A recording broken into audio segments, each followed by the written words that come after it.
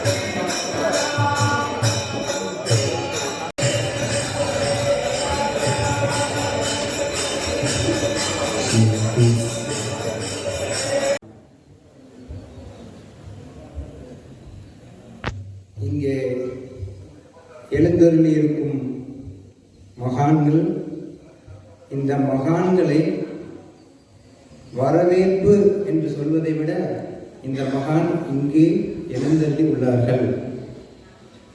மகான்கள் வரவேற்புக்கு எல்லாம் அப்பாற்பட்ட ஒரு நிலையில் இருக்கும். இப்பேற்பட்ட ஒரு சங்கல்பம் நமக்கு இந்த கிராமத்தில் கிடைத்திருப்பது பேரின்ப ஆனந்தம். சாமிஜி தயானந்த சரஸ்வதி ஆசிரமத்துடைய பிரசிடென்ட், சீஃப் ஆச்சாரியர். சுவாமி தயானந்த சரஸ்வதி பற்றி நம்ம எல்லாத்துக்கும் தெரியும். இருந்தாலும் நம்ம சொல்ல வேண்டிய கடமை இந்த கிராமத்தில் இருக்கு. நமக்கு உலகமே பார்க்க வியந்த பிரமித்த ஒரு மகான் நம்முடைய சுவாமி தயானந்த சரஸ்வதி. அப்பேற்பட்ட மகான் தனக்கு பிறகு சாட்சாத் கிருத்தானந்த சரஸ்வதியை அந்த பீடத்தில் சாமி தயானந்த சரஸ்வதியின் சொரூபமாக நாம் இன்று ரிஷிகேஷில் தரிசனம் செய்து கொண்டிருக்கின்றோம்.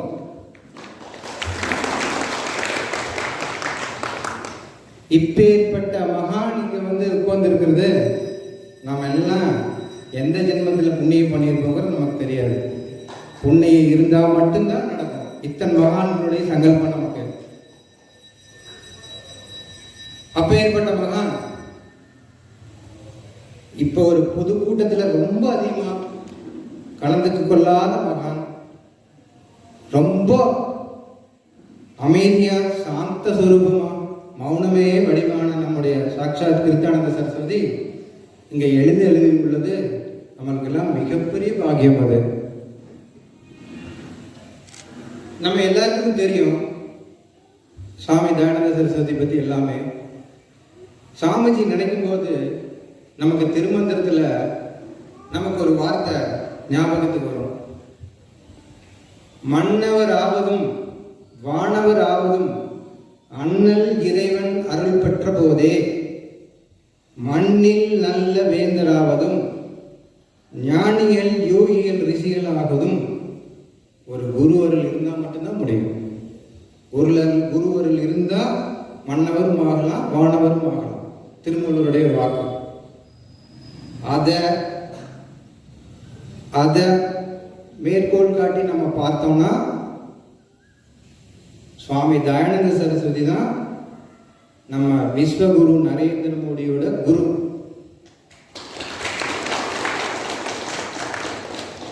எப்பேற்பட்ட ஒரு நல்ல வேந்தரை உருவாக்கி கொடுத்துட்டு நமக்கு போயிருக்கிறாரு மகான்.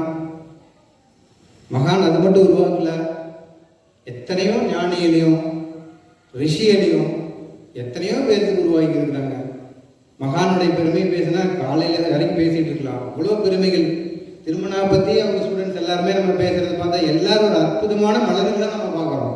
எந்த மலர் இதில் உயர்ந்தது, எந்த மலரை பார்த்து நம்ம ரசிக்க போகிறோம், எந்த மலரில் இருக்கிற அற்புதங்கள் நம்ம புரிய போகிறோங்கிறது ரொம்ப அற்புதமானது. அது இப்போ நிறைய விஷயங்களை சாமிஜியை பற்றி மேற்கோள் பாட்டலாம்.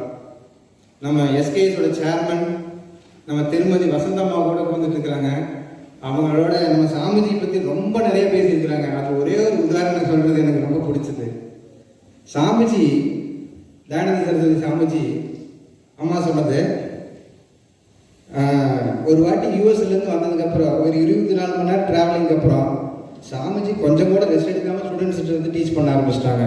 பல வருஷங்களுக்கு முன்னாடி அம்மா சொன்னது. என்னொரு வைராக்கியம் சாமிஜிக்கு, என்னோட இந்த தர்மத்து மேலே இருக்கக்கூடிய ஒரு பற்று சாமிக்கு. எப்பேற்பட்ட ஒரு வைராக்கியம் இருந்தால் தன்னோட உடலை பற்றி, தேகத்தை பற்றி, எதை பற்றியும் கவலைப்படாமல் தர்மத்தை பற்றியே நிலைப்படுத்திருக்காங்க. எவ்வளோ கஷ்டப்பட்டிருப்பார் சாமிஜி. தலையிலேயே சுமந்து கொண்டு இங்கே பிரதிஷ்டை பண்ணியிருக்காங்க. அப்படிப்பட்ட ஒரு பக்தியினுடைய உயர்ந்த நிலையில் இருக்கக்கூடிய இந்த கிராமத்துக்கு நாங்கள்லாம் வந்தது எங்களுக்கெல்லாம் ஒரு பாக்கியம். உண்மையிலே நாங்கள் அதை பெருமையாக நினைக்கிறோம். ஏன்னா அப்படிப்பட்ட பக்தர்கள் தான் எத்தனையும் வேதமுறால் எவ்வுயிரும் தம்முயிர் போல் அண்ணி உள்ளே ஒத்துரிமை உடையவராய் உவக்கின்ற யாவர ஒரு உலகத்தான் சித்த சித்துருவாய் எம்பெருமான் இடம் என நான் அறிந்தேன். அந்த வித்தகரம் அடிக்கேவல் புரிந்திட என் சிந்தை மிக விளைந்ததாலோ என்று சொல்றார். யாருக்கப்பா நீ சேவை செய்யணும், யாரை கும்பிடணும் அப்படின்னா பகவானை கும்பிட வேண்டிய அவசியம் இல்லை, பக்தனை கும்பிட்டா போதுங்க. பக்தருக்கு கும்பிட்டாலே பகவானை கும்பிட்டது போல. நம்முடைய சனாதன தர்மத்தில் பாகவதற்கு இருக்கக்கூடிய சிறப்பு பகவானுக்கு கூட கிடையாது. பெரிய புராணம் என்ன எழுதிருக்கு? யாரை பற்றி எழுதிருக்கு? அடியார்களை பற்றி எழுதிருக்கு, ஆண்டவனை பற்றி எழுதுறது. அப்படி அடியார்கள் தான் மிக உயர்ந்தவர்களாக நம்முடைய சனாதன தர்மம் கொண்டிருக்கிறது. அப்படிப்பட்ட உங்கள் அந்த பக்திக்கும் ஸ்ரத்தைக்கும் தான் எங்கேயுமே வராத எந்த ஒரு பொது நிகழ்ச்சிகளிலும் பெரிதாக கலந்து கொள்ளாத சுவாமி அவர்கள் எழுதியிருக்காங்க. அதுதான் ஆனகிட்ட ஆச்சாரியஜி ஒரு பெரிய தபஸ்வி. அவர் பாடத்தை தவிர வேற எங்கேயும் வெளியிலே வரமாட்டார். ஆனால் உங்களுடைய பக்தி சிரத்தை இன்றைக்கு அவரை இங்கே எழுந்தள்ள வைத்திருக்கிறார். அதே போல சாமிஜி அவர்கள், சாமிக்கு என்ன வயசு இருக்கு சொல்லுங்க, என்ன வயசு இருக்கு சொல்லுங்க. 102 வயசாச்சு. 102 வயசுல எப்படி இருக்காரு? என்னை விட இளமையா இருக்காரு. என்னையாவது பார்த்தா யாரும் அப்படின்னு சொல்லுவாங்க, அவரை தான் சொல்லுவாங்க. அப்படிப்பட்ட ஒரு மகான். அது மட்டுமல்ல, மிகச்சிறந்த ஒரு பாரம்பரியத்திலே வந்தவர். அம்பாளை 24 மணி நேரம் அம்பாளுடைய சேவையே செய்து கொண்டிருக்கக்கூடியவர். நம்முடைய காஞ்சி மகாபெரியவர் அவர்கள் பூஜை செய்த அந்த காமாட்சி அம்மனை சுவாமிஜிக்கு தட்டு கொடுத்து அதைத்தான் அம்பாளை பூஜையாக பற்றி கொண்டிருக்கிறார். அப்படிப்பட்ட பெரிய மகான் இந்த ஊருக்கு வந்ததே பெரிய பெரிய விஷயம். அம்பாளே வந்தது போல. அப்படி இனி நான் பேசுறதுக்கு ஒன்றும் இல்லை. எல்லாம் உங்களுடைய பக்தி சிரத்தையினாலே நடக்க முடியாததெல்லாம் நடக்கிறது. இனி மேலும் மிகப்பெரிய அளவில் இந்த ஊர் சிறந்து விளக்கும் என்பதில் ஐயமில்லை. ஐயா அவர்கள் சொன்னார், ஒரு பெரிய விளக்கு ஒரு பெரிய மூடி போட்டு மூடி வைத்திருந்தது. இன்றைக்கு சாமிகளெல்லாம் வந்ததுனால தான் அந்த வெளிச்சம் பீரிட்டுக் கொண்டு வெளியே வந்துவிட்டது என்று ஐயா அவர்கள் சொன்னார்கள். அது உண்மை. இனிமேல் அந்த வெளிச்சம் எப்பொழுதும் நிலைத்திருக்கும். இங்கே அடிக்கடி நாங்கள்லாம் வருவோம், அடிக்கடி சத்தங்கள்லாம் பண்ணுவோம், பஜனைகளெல்லாம் பண்ணுவோம். மிகப்பெரிய அளவில் இந்த ஊரினுடைய ஆன்மீகத்தையும் வளர்த்துவோம் என்பதில் எந்த விதமான ஐயப்பாடும் இல்லை என்று கூறி பூஜ்ய சுவாமிஜி அவர்களுக்கு பாதா. எல்லாருக்கும் வணக்கம், நமஸ்காரம். தமிழ் ரொம்ப கொஞ்சம் தெரியும், அதால் ஆங்கிலத்தில் பேசுகிறேன். My namaskara to all Swamijis here. I am very happy to be a part of inauguration of this hall, the auditorium. In our scripture, 9 forms of worship, devotional expressions are presented. Shravanam, Kirtanam, Vishnoho, Smaranam, Padasevanam, Archanam, Vandanam, Dasyam, Sakhyam, Atma Nivedanam. This is a shloka from Bhagavatam. This shloka is uttered by Prahlada to his father, where 9 forms of devotions or devotional activities are presented, and one of them is Kirtanam, singing the glory of the Lord.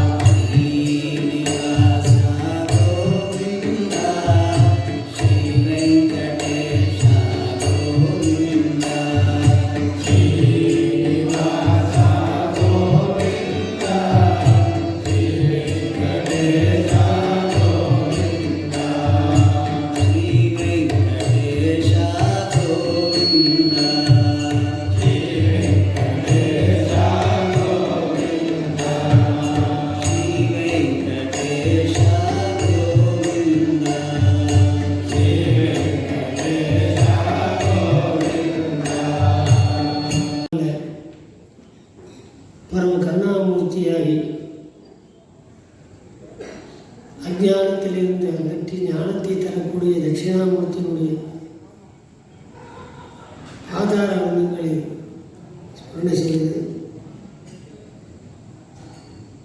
அன்னை காமாட்சியுடைய பாதாரங்களை பணிந்து நமக்கெல்லாம் காலந்தோறும் தோன்றா துணையாயிருந்து நாளும் நம்மை நல்வழிப்படுத்திக் கொண்டிருக்கக்கூடிய நால்வார்கள், நாயன்மார்கள், ஆழ்வார்கள், அடியார்கள்,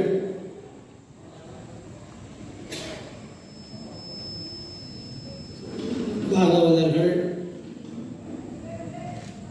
அனைவருடைய பாதாரங்களை எல்லாம் மேற்கொண்டு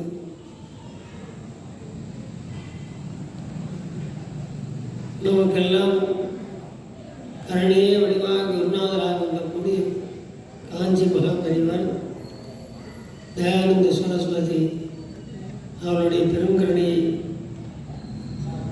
நினைத்து எண்ணி மகிழ்ந்து அவருடைய பாதாரந்தங்களை சார்ந்தடைந்து இங்கே பண்டரிநாதனுடைய பஜனைக்குழு எழுந்தருளியை அருள் பாலிக்கக்கூடிய போற்றுதலுக்கும் பாராட்டுதலுக்கும் வாழ்த்துதலுக்கும் வணக்கத்திற்கும் உரிய ரிஷிகேஷ் குரு மகாராஜ் நம்முடைய சுவாமிஜி அவர்களுக்கும் அணைக்கட்டி ஆசிரியாபீடத்தினுடைய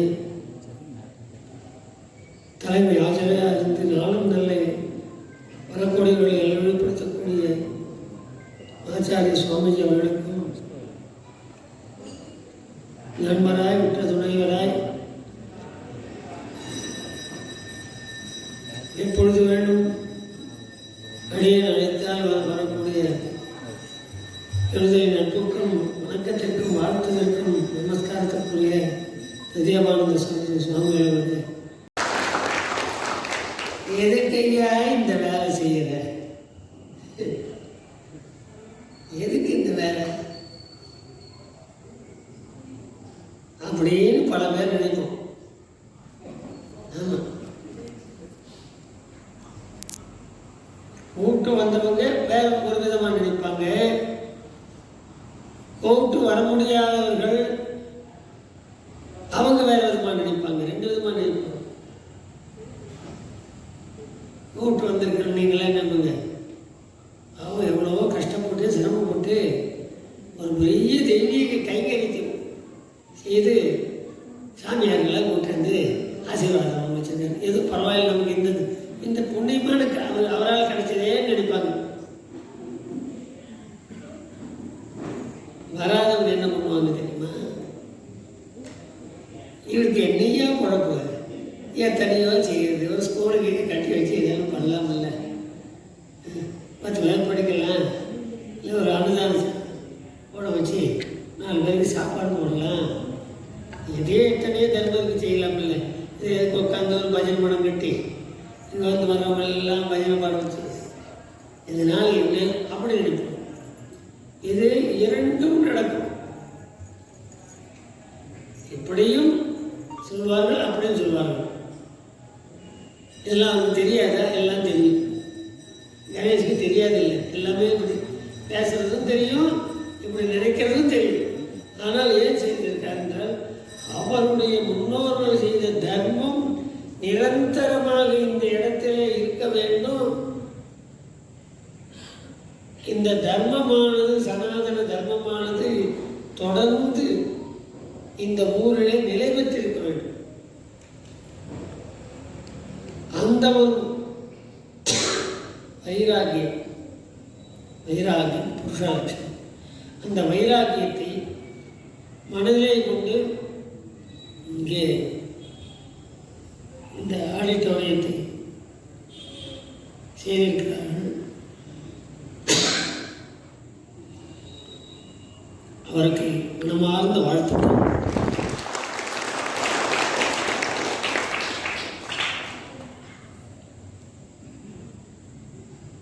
இந்த லோகத்தில் என்ன காலம் சொல்லுவாங்க?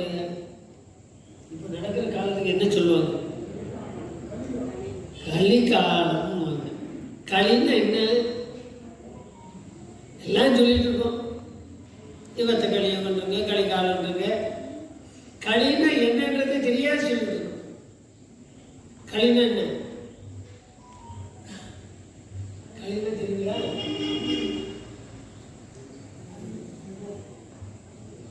களின்னா துன்பம்.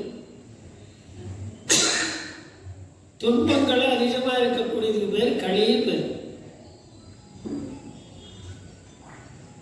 திருஞான சம்பந்தர் சொல்றார், கற்றாங்கு எரிவோம்பி களியை வாராமை. நல்ல யஜ்யங்களை பண்ணி, முறையாக யஜ்யங்களை பண்ணி, போல யார் வேணாலும் யஜ்யம் பண்ணலாம். அப்படி நடைமுறை வந்தாச்சு. அது முறையாக வேதங்களையோ ஆகமங்களையோ கற்று அது முறை பிரகாரம் எப்படி அதில் கூறியிருக்கு அது மாதிரிலாம் யஜ்யம் பண்ண வேண்டியதில்லை. யார் வேணாலும் பண்ணலாம், எப்படி வேணாலும் பண்ணலாம்.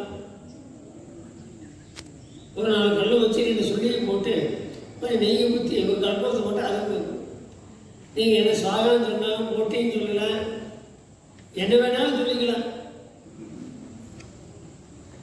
ஏன்னா அக்னியினுடைய தன்மை அது யார் பற்ற வச்சாலும் பற்றிக்கும். நல்லவன் பற்ற வச்சாலும் பற்றிக்கும், நல்லவன் இல்லாத பற்ற வச்சாலும் அதுக்கு வித்தியாசம் கிடையாது. அக்னிக்கு வித்தியாசம் யாரும் கிடையாது. அப்படி இந்த கலியுகத்திலே, இந்த காலம் என்று சொல்ற கலியுகத்திலே எது அதிகம்?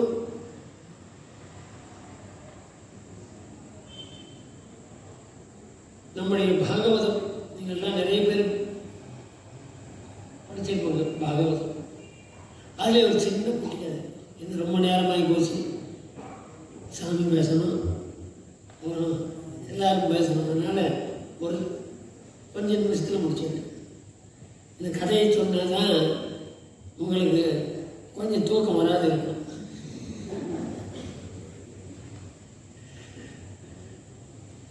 அதனால்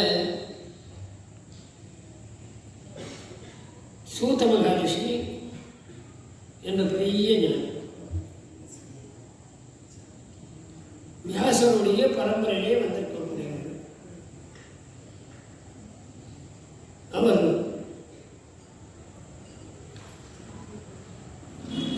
இந்த பாண்டவர்களுடைய வம்சத்திலே வந்திருக்கக்கூடிய பரீட்சித்து மகாராஜா ஒரு சிறு முனிவருக்கு தவறு செய்தால் அந்த முனிவனுடைய குழந்தையினுடைய சாபத்தினாலே அவனுக்கு 10 நாள் நீ இறந்து போயிடுவாய், பாம்பு கொண்டு செத்து போயிடுவாய், சர்ப்பம் சாபம் கொடுத்துட்டு. இந்த 10 நாள் இருக்குத நாமெல்லாம் என்ன பண்ணுவோம்? இப்படி ஒரு சாபமோ ஏதோ நமக்கு இருந்ததுன்னு வச்சுங்க, ஜோசியர் பார்த்து ஐயா 10 நாள் உனக்கு கண்டம் இருக்குது, ஜோதிடம் பார்க்க போகிறதில்ல, அந்த ஜோசியர் பார்த்து 10 நாள் உனக்கு பெரிய கண்டம் இருக்குதுன்னா எவனாலும் தூங்குவோம், என்ன இருக்குது, என்ன பரிகாரம், ஏது பரிகாரம். இதுதானே உலக வழக்கம். நம்ம என்ன பண்ணுவோம்? அதுக்கு என்ன பரிகாரம் இருக்குது, எந்த கோயிலுக்கு போகலாம், எந்த சாமி கும்பிடலாம், என்ன யஜ்யங்கள் பண்ணலாம், இது காப்பாற்றுகிறது எத்தனையோ அலையும். ஆனால் அப்படி செய்யல. இந்த 10 நாள் உயிர் இருக்கிறமே, இதுக்கு ஏதாவது ஒரு நல்லது செய்ய வேண்டும், இதற்கு ஒரு நல்லது செய்ய வேண்டும். ஏன்னா முனிவர்களுடைய சாப நிச்சயம் படைக்கும், சன்னியாசிகளுடைய சாப நிச்சயம் இருக்கும். திருமூலர் சொல்றார். திருமூலர் அது இல்லை. அதாவது சன்னியாசிகளுடைய சாபத்துக்கு ஈக்குவலாக யாருமே தப்பிக்க முடியாது. அப்படி முனிவர்களுடைய சாபம் நம்மளாம் கதையில் கேட்டுக்கிறோம் இல்லை? ஈசன் அடியார் இருதயம் கலங்கிட தேசமும் நாடும் பாழாய் போகுமே, வாசவன் பீடமும் மாமன்னன் பீடமும் நாசமதாகுமே நந்தியின் மேல் ஆணை. பிரம்மா கூட அது தப்பிக்க முடியாது. ஏன்னா அந்த தபோதனர்களுடைய சக்தி அவ்வளவு உயர்ந்ததுன்ற. அப்படி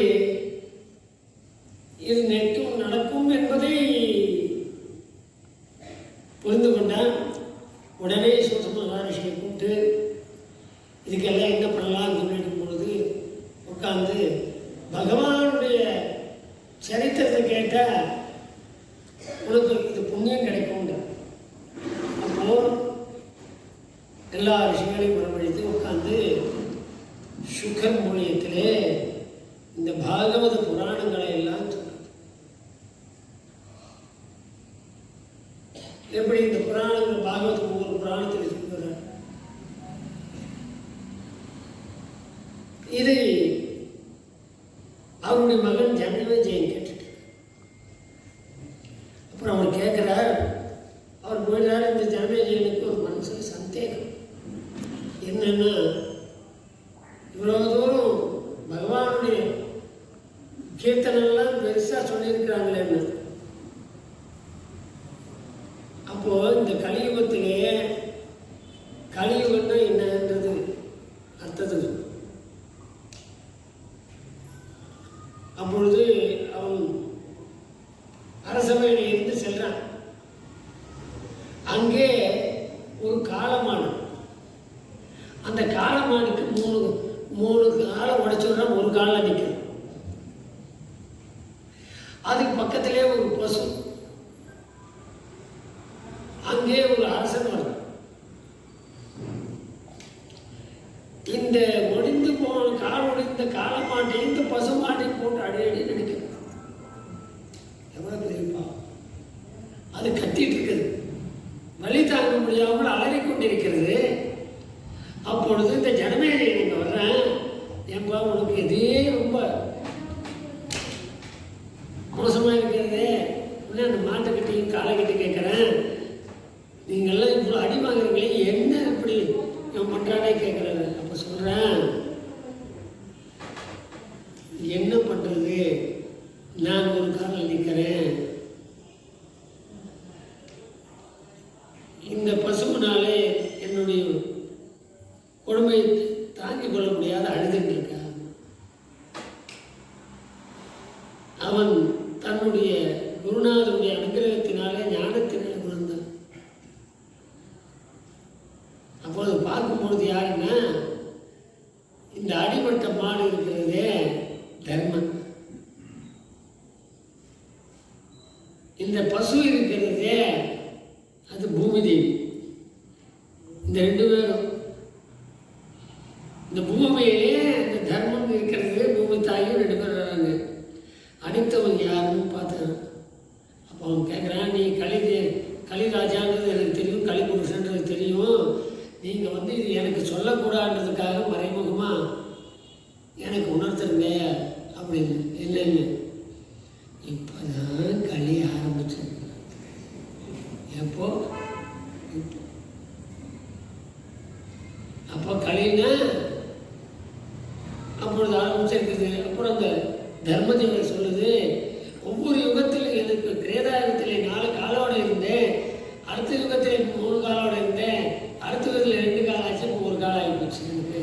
இதுதான் கலியுடைய தர்மம். இந்த பூமியிலே இப்படி எல்லாம் இந்த பூமி தாய் அனுபவித்துக் கொண்டிருக்கின்ற இந்த துன்பங்களையும் துயரங்களையும் இந்த விதமான தீய சக்திகளால் அதிகமாகி நல்ல சக்திகள் வருது. அப்போ கேட்குறான், இந்த நல்ல சக்தி முன்னால் இருக்குதுங்களா, அது என்னன்னு கேட்குறான். அதுக்கு இதிலிருந்து விடுபடுவதற்கு என்ன வழி வேணுமில்ல? கலியுகத்திலே இந்த துன்பங்கள்லேருந்து விடுபடுவதற்கு என்ன வழின்னு கேட்குறான். என்ன வழி இருக்கும் சொல்லுங்க. அப்போ அவர் சொல்றார், எந்த தான தர்மம் யோகம் தபசு எல்லாம் எது பண்ணாலும் இவங்களுக்கு எந்த மீற முடியாது. ஒன்றே ஒரு காளிய விஷ்ணு நாம சங்கீர்த்தனம்.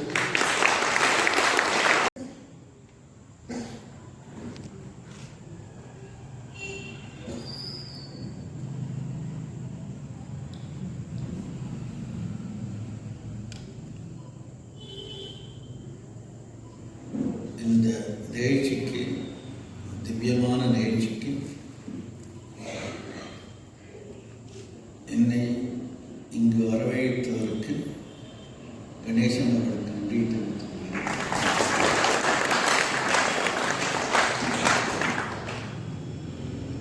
இங்கு கூடியுள்ள மகான்களுக்கும் உங்கள் எல்லோருக்கும் என்னுடைய நமஸ்காரங்கள்.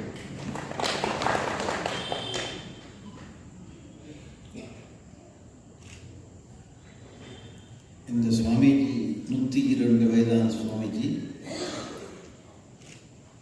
பேசுவதை கேட்கும் பொழுது எங்கிருந்து இந்த சக்தி வருகிறது பேசுவதற்குன்னு தெரியல.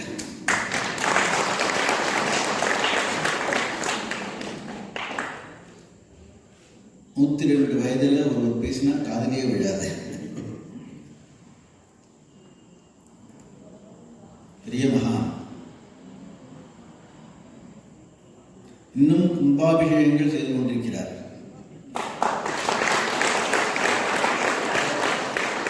கும்பாபிஷேகம் என்றால் கீழிருந்து பார்ப்பதில்லை, மேலே ஏறி சென்று அபிஷேகம் செய்வது.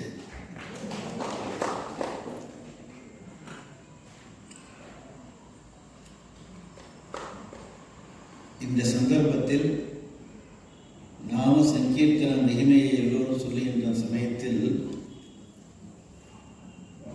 சில விசாரங்களை நாம் செய்யலாம். இதுதான் அதற்கு தகுந்த சமயம்.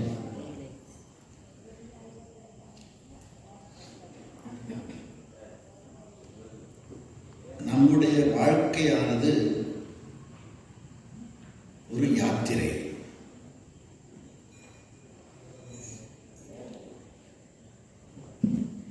ஒருவர் காரில் சென்று கொண்டிருக்கிறார். ஒரு நண்பர் அந்த காரை நிறுத்தி அவரிடம் நீங்கள் எங்கு செல்லுகிறீர்கள் என்று கேட்டார். அவர் போகின்ற வழியில் சென்றால் காரில் செல்லலாம் என்று அவர் பதில் சொல்லவில்லை. பதில் சொல்லாத பொழுது நாம் சில கேள்விகளை கேட்டு ஆமாம் இல்லை என்ற பதிலை எதிர்பார்க்கலாம். ஆபீஸ் செல்லுகிறீர்களா என்று கேட்டார். அலுவலகம் செல்லுகிறீர்களா? இல்லை. வீட்டிற்கு செல்லுகிறீர்களா? இல்லை. ஏதாவது ஒரு நகரத்திற்கு செல்லுகிறீர்களா? இல்லை. ஒரு பொழுதுபோக்கு இடத்திற்கு செல்லுகிறீர்களா? இல்லை. எது கேட்டாலும் இல்லை இல்லை என்று பதில் சொல்கிறார். அம்மாதிரி நாம் எதிர்பார்க்க முடியுமோ? ஒரு போகக்கூடிய இடமில்லாமல் போய்கொண்டிருப்பவர், போகக்கூடிய இடம் ஒன்று மனதில் இல்லாமல் போய்கொண்டிருப்பவர் நாம் உலகத்தில் பார்க்கிறோமா? என்னோ போயிட்டு இருக்கேன் அப்படின்னு யாரோ சொல்லுவாங்க. காரில் ஏறி உட்கார்ந்து எங்கே போறேன்னா எங்கேயோ போயிட்டு இருக்கேன், அந்த மாதிரி யாராவது இருக்காளோ? உலகத்திலே யாரும் மனதிலே ஒரு இடத்தை குறித்து வைத்துக் கொண்டு, குறிக்கோளாக வைத்துக் கொண்டு நாம் பிரயாணம் செய்கிறோம். அப்போ இந்த வாழ்க்கையிலும் அப்படிதான். இந்த வாழ்க்கை பிரயாணம் இது. அப்போ பிரயாணத்துக்கு ஒரு குறிக்கோள் இருக்கு. எங்கு செல்ல போகிறோம்? இந்த உலகத்தில் நாம் பிரயாணம் செய்யும் போது ஒரு இடத்தை மனதில் வைத்துக் கொண்டு பிரயாணம் செய்கிறோம். இந்த வாழ்க்கையில் நாம் ஒரு குறிக்கோளை வைத்துக் கொள்வதில்லை. வாழ்க்கைக்கும் குறிக்கோள் மிகவும் அவசியம். எந்த யாத்திரைக்கும் ஒரு குறிக்கோள் அவசியம் இருப்பது போல் நம்முடைய வாழ்க்கைக்கும் ஒரு குறிக்கோள் அவசியம். குறிக்கோள் இல்லாத வாழ்க்கை நங்கூரம் இல்லாத ஒரு கப்பலை போன்றது. கப்பலை நாம் கரையில் நிறுத்தும் பொழுது நங்கூரம் போடுகிறோம். நங்கூரம் இல்லாத கப்பல் எப்படி இருக்கும்? அந்த மாதிரி நம்முடைய வாழ்க்கையில் ஒரு குறிக்கோள் இல்லாது இருக்கும் பொழுது அந்த வாழ்க்கை சிறப்பை அடைவதில்லை. வாழ்க்கை அழிவை நோக்கி செல்லும். இப்பொழுது நாம் ஒரு குறிக்கோளை ஏற்படுத்திக் கொள்ள வேண்டும். எங்கு பயணம் செய்கிறோம்? இந்த வாழ்க்கையின் முடிவு என்ன? லட்சியம் என்ன? இவைகளை நாம் சாதாரணமாக விசாரிப்பதில்லை. அதை நாம் நிர்ணயம் செய்து கொள்ள வேண்டும். அது என்ன முடிவாக இருக்கும்? வாழ்க்கையில் நம் குறிக்கோள் என்ன? இறப்பதுதான் குறிக்கோளா? இறப்பதுதான் குறிக்கோள்னாக்க பிறந்திருக்கவே வேண்டாமா? பிறவாமல் இருக்கும் பொழுது அந்த நிலை தானே இருந்தது. பிறந்து அழிய வேண்டிய அவசியம் இல்லை. பிறந்து இறப்பை அடைய வேண்டிய அவசியம் இல்லை. பிறப்பதற்கு முன்னால் நான் இல்லை. இறந்து இல்லாத நிலையை அடைய வேண்டிய அவசியம் இல்லை. இறப்பு என்பது நம்முடைய குறிக்கோள் இல்லை. அப்போ வாழ்வதுதான் குறிக்கோள். இந்த வாழ்க்கையின் குறிக்கோள் வாழ்வது. இந்த வாழ்வதில் நாம் எதை நோக்கி செல்ல வேண்டும், எதை அடைய வேண்டும்? இந்த வாழ்க்கையில் நாம் எதை அடைய வேண்டும்? இந்த கேள்வி எல்லாரும் கேட்டுக்கொள்ள வேண்டிய ஒரு கேள்வி. வாழ்க்கையில் நாம் எதை அடைய வேண்டும்? பொருளை அடைய வேண்டும். பொருளை அடைந்தவர்கள் இன்பமாக இருக்கிறார்களான்னாக்க சொல்ல முடியாது. பொருள் இருப்பவர்கள் அனைவரும் ஆனந்தத்தோடு இன்பத்தோடு இருக்கிறார்கள் சொல்ல முடியுமா? அவர்களும் தற்கொலை செய்து கொள்கிறார்கள். எவ்வளவோ செல்வம் இருந்தும் இன்பம் இல்லை. பொருளை அடைவது மட்டும் நம்முடைய வாழ்க்கையின் குறிக்கோள் இல்லை. இன்பத்தை அனுபவிப்பது, அந்த இன்பத்தை அனுபவிப்பதும் வாழ்க்கையின் குறிக்கோள் இல்லை. ஏனென்றால் இந்த இன்பமானது வந்து போகக்கூடியது, நிலையான இன்பம் இல்லை.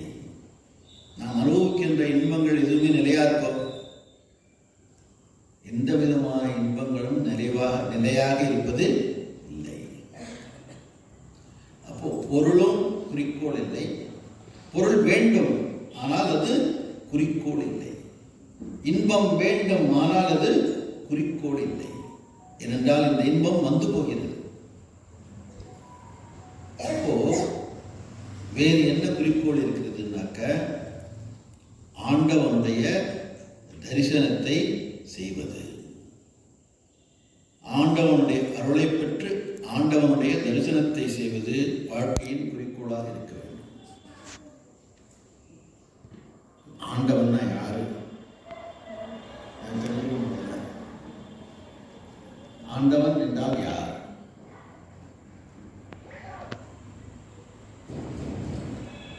இந்த உலகத்தை படைத்தவர். நாம் காண்கின்ற இந்த உலகத்தை படைத்தவர் ஆண்டவன். படைத்துவிட்டு எங்கு இருக்கிறார்? உலகத்தை படைத்தார், படைத்துவிட்டு எங்கே இருக்கிறார்? ஆண்டவன் எங்கே இருக்கிறார்? சாஸ்திரங்கள் சொல்லுகிறது, ஆண்டவன் எங்கும் இருக்கிறார்.